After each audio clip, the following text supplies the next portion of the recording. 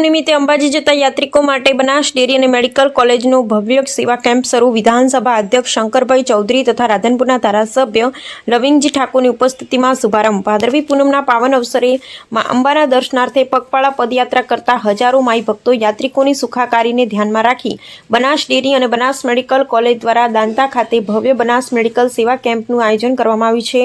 આજે સેવા કેમ્પનો શુભારંભ કરવામાં આવ્યો। આ કાર્યક્રમમાં ગુજરાત વિધાનસભાના અધ્યક્ષ શ્રી શંકરભાઈ ચૌધરી, રાધનપુર વિધાનસભાના ધારાસભ્ય શ્રી લવિંગજી ઠાકોર, બનાસ બેંકના પૂર્વ ડિરેક્ટર શ્રી બાબુભાઈ ચૌધરી સહિતના અગ્રણી અને મહાનુભાવો ઉપસ્થિત રહ્યા હતા। આ સેવા કેમ્પ અંતર્ગત અંબાજી જતા યાત્રિકો માટે આરોગ્ય સારવાર, તાત્કાલિક દવાની વ્યવસ્થા, આરામ માટેની સુવિધાઓ તથા આરોગ્ય સંબંધી સલાહ જેવી સેવા ઉપલબ્ધ કરવામાં આવી છે। બનાસ ડેરી અને મેડિકલ કોલેજના ડોક્ટરો તથા સ્ટાફ યાત્રિકોની સેવા માટે તત્પર છે।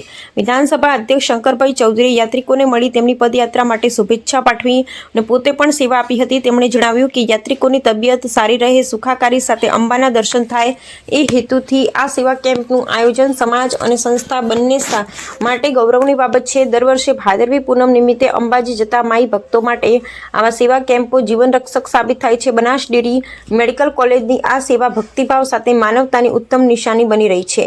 રિપોર્ટ નાથાલાલ ઠાકોર, રાધનપુર।